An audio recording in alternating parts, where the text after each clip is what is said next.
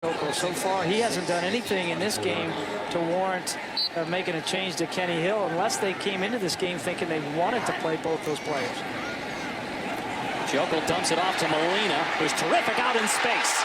There's a penalty marker down as Molina is dropped out of bounds at the 40-yard line after a 16-yard gain, and now another penalty flag comes in.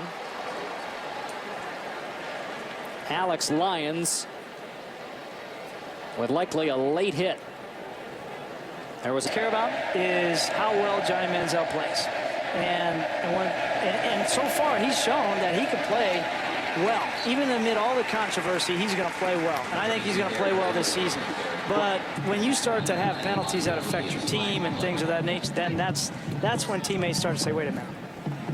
You know, we talked with Kevin Sumlin about it, and obviously they're isolated with 2-a-days, and he said, you know, we had the heartbeat of what was going on with the team because we talked to our captains a lot about it, and again, they reiterated to us several times this was not an issue at all internally. What kind of conversation do they have after the game, Sumlin and Manziel? Personal foul, number 10, defense for fighting. 15-yard penalty, player is ejected. So Deshaun Hall, a true freshman, losing his cool. Because of the schedule, have a chance to go undefeated and be in the mix to play in the BCS championship game in the final year of the BCS. Jackson in trouble on 3rd and 13, gets away from Taylor. His pass off the mark, and a big hit by Everett on Kubiak. And if that's targeting, he's gone. The new rule in college football is if you get penalized for targeting, it's an automatic ejection. And this guy already missed the first half because of suspension. He may not be around to see the end of the second half. Well, there's two elements to the rule. You have to be targeting, then you also have to have contact between the crown of his helmet and the defenseless player, and that didn't happen there. That was a shoulder to the chest, head to the side, and so that's not an ejection. Well, it's a defenseless player. That may be the penalty, but it's awfully close to being around the chin. Be 15 yards. Although Everett is running into the sideline. Foul, defense number 29, targeting the defenseless player. By rule, number 29 is disqualified.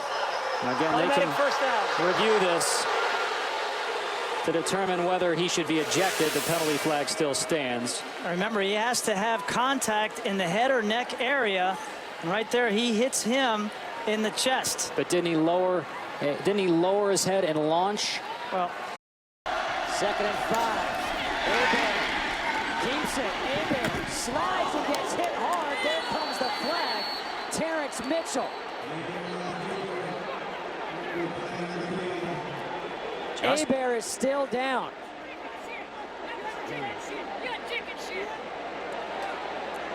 Justin, they've got to throw him out. The new rule coming in this year with targeting.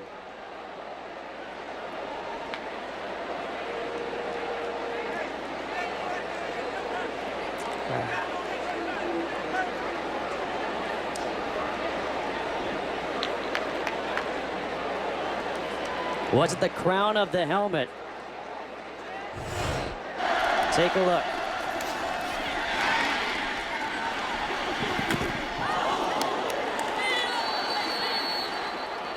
Justin, the fact that he's sliding makes him defenseless. Foul. Targeting. Hitting a defenseless player above the shoulder. Number 27 of the defense. Penalty will be half the distance to the goal. An automatic first down. Number 27 is disqualified for the rest of today's game. So you just heard it right there. Targeting against Terrence Mitchell. He is now disqualified from this. Let's bring in Mike Pereira. Mike, this has been the talking.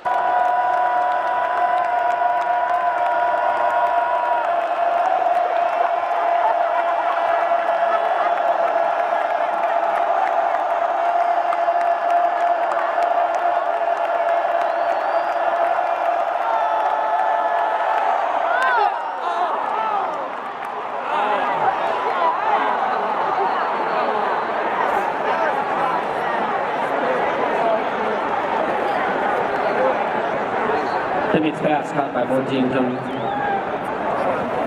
Christian Jones. Tackle number 8, Michael Barton. There's a flag on the play.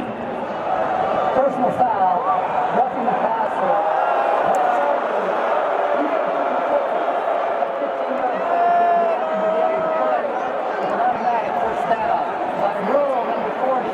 Disqualified.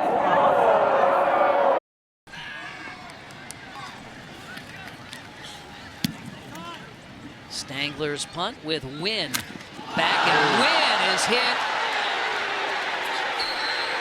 And penalty flags all over the field here at Memorial Stadium.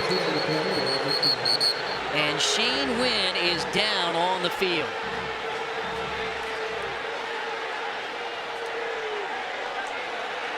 I don't like to see that.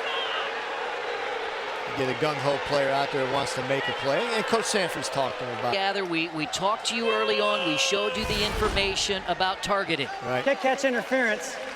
Kicking team. Listen, number 29. This is a flagrant foul. The player is disqualified. Yeah. 15 yards from the style of foul. First down. That was the helmet-to-helmet there, Chris. Can't do that. That's a target. And since it is the second half, that young man not just ejected tonight for the remainder of this game, but cannot play in the first half at Ross-Ade Stadium next Saturday against Purdue. Right, and that's a 46 left, fading second quarter clock. On the 4-yard gain. Look, the pressure incomplete. Looking for Goodson. It was nearly picked off. And that might be a roughing the passer call. There is a flag down in the backfield. And Connor Wood certainly hopes that's the call and would give Steve an automatic first down. Yeah, another pressure by the Rams. That's Corey James. He goes high and targeted.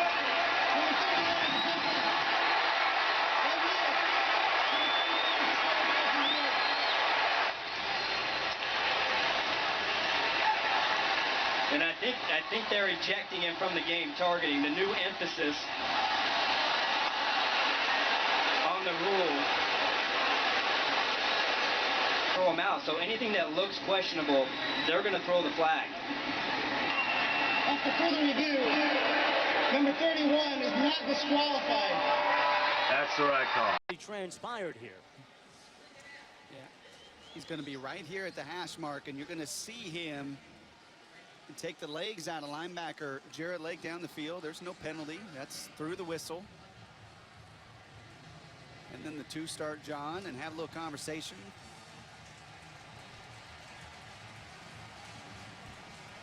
It almost appeared as if he... Your Heisman candidate, you got to protect. And they will. Howard will get it to 25. You know, North Carolina State trying to build a little bond between new quarterback Pete Thomas and the offensive line, and had a little extracurricular activity. That was Isaiah Battle, a sophomore left tackle, and their flags flying all over the place. And Dabo's telling him, "Are you kidding me?" And Dabo's going to let Isaiah have a seat after the extracurricular activity. I think the only question now is whether the flags on the field will be just a personal foul on Battle, or whether it will go both ways, whether North Carolina State player was also involved. He was obviously involved on the receiving end of getting knocked down by Battle, but whether he instigated anything to draw the flag. I think finishing is going to be a main point of emphasis for Dabo Swinney. Personal foul, number 79 White. That player is ejected. Wow.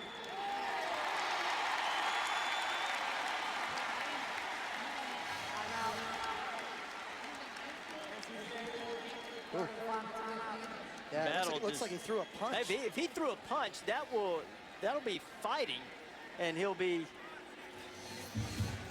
miss the next game. Yeah. 2nd and 9 at the 38. Etling, swing pass, read beautifully, and a huge hit. And here comes the flag, Stanley Jean-Baptiste. Now, this will be an interesting call. Sure. Could be a targeting.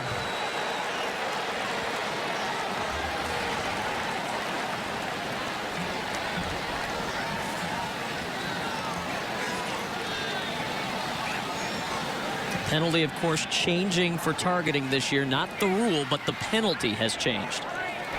Personal foul. Targeting. Defense number 6. 15-yard penalty. By rule, number 6 is disqualified from the game. The previous play is under further review. Now, he misspoke. He said number 6. It was 16 that brought the hit. And the game will stop now for the automatic review. Well, if that's targeting. They're just hard calls to make so fast. But yeah, he had helmet on helmet. He had helmet on helmet. He's leading with the head, with your teammates rallying to the football. After further review, the ruling on the field stands. Number 16 is disqualified from the game. So the call stands. Awfully tough for Nebraska to lose Stanley Jean-Baptiste on that play. And he's collared as he crossed the 15-yard line. And let's check in with Holly. Well, his season has not gone as planned for Devin Gardner in his first time as a full-time starter. Holly, we're going to have to interrupt you. We got a big-time battle going on right now. The officials trying to separate everybody. Dontrell Willis better go find his helmet. He's one of the freshmen, and you don't want any of this because you don't want to lose. You don't want to lose key players. The head coaches are out there. The assistant coaches are out there. Everybody trying to break up the melee.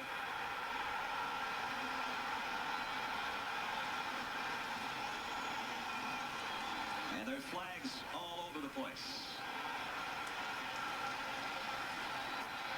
There might have been a punch or two thrown in there as well.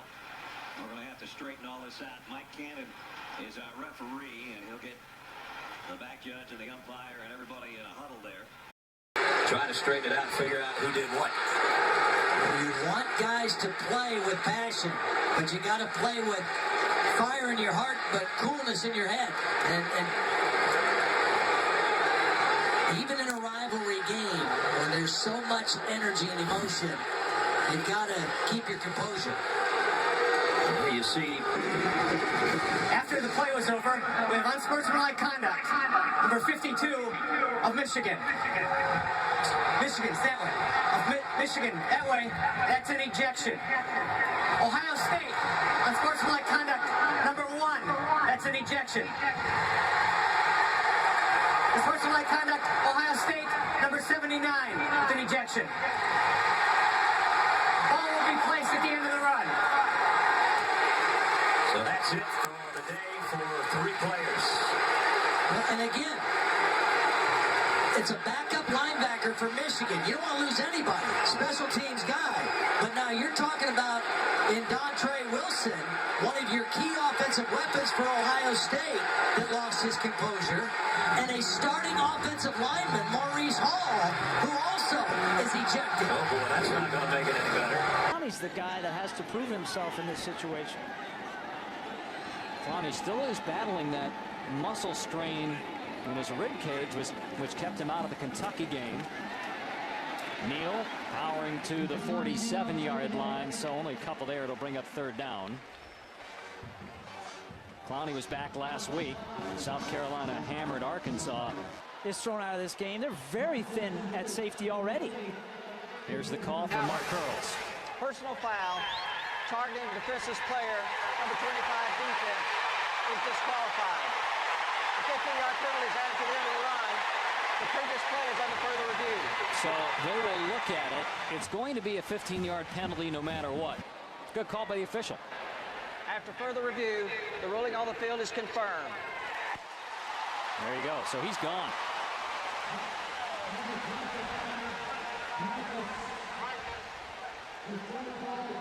And again, I don't think that it was Kadrick Marcus's intent to hurt anybody. It's just bad technique. And this is what young players throughout college football are going to have to continue to learn, and coaches need to coach better. Give Pig Howard credit, too, after